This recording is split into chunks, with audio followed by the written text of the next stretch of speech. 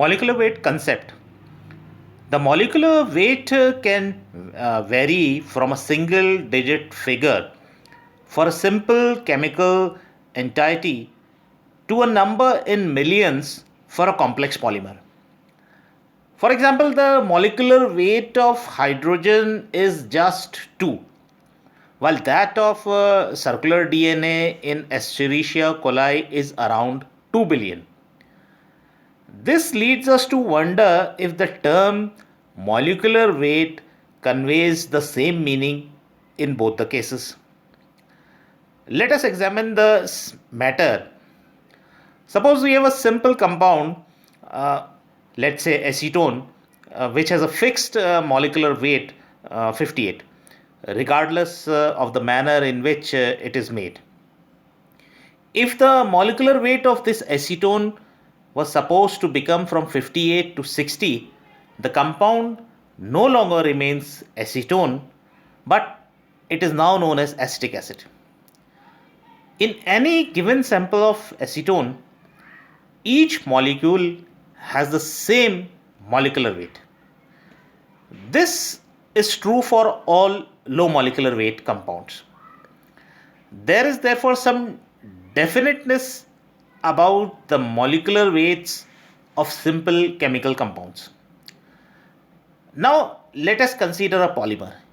In contrast, a polymer comprises molecules of different molecular weights, and hence its molecular weight is expressed in terms of an average value. Now, for a polymer, there are many averages. Ethylene gas is a low molecular weight simple chemical compound. Each of the molecules of the ethylene has the same chemical structure, CH2 double bond CH2. Therefore, it will have a fixed molecular weight of 28. But if we polymerize ethylene to make polyethylene, we will encounter an indefinite chemical structure of bond CH2 whole n, where n can change its value from one polyethylene molecule to another present in the same sample of polymer. This is so because when ethylene is polymerized to form polyethylene, a number of polymer chains start growing at any instant. But all of these chains do not get terminated after growing to the same size.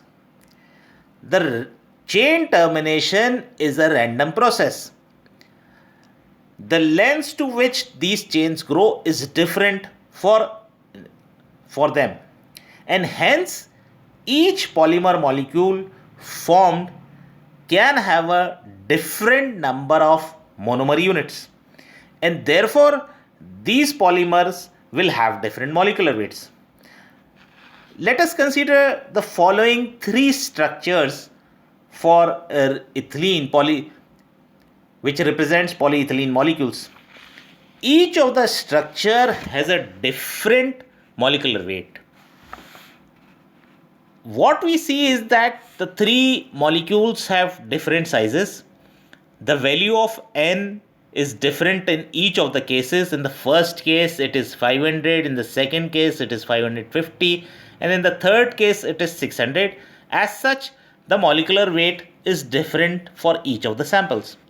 So the three molecules have different sizes, their molecular weights are different, and yet they are all very much polyethylenes. A polymer sample can therefore be considered as a mixture of molecules of the same chemical type, but of different molecular weights. Now, in the situation, the molecular weight of the polymer sample can be viewed statistically, and it can be expressed as the average of the molecular weights contributed by the individual molecules that make up the sample. By contrast, the molecular weight of a simple compound such as ethylene or acetone is constant.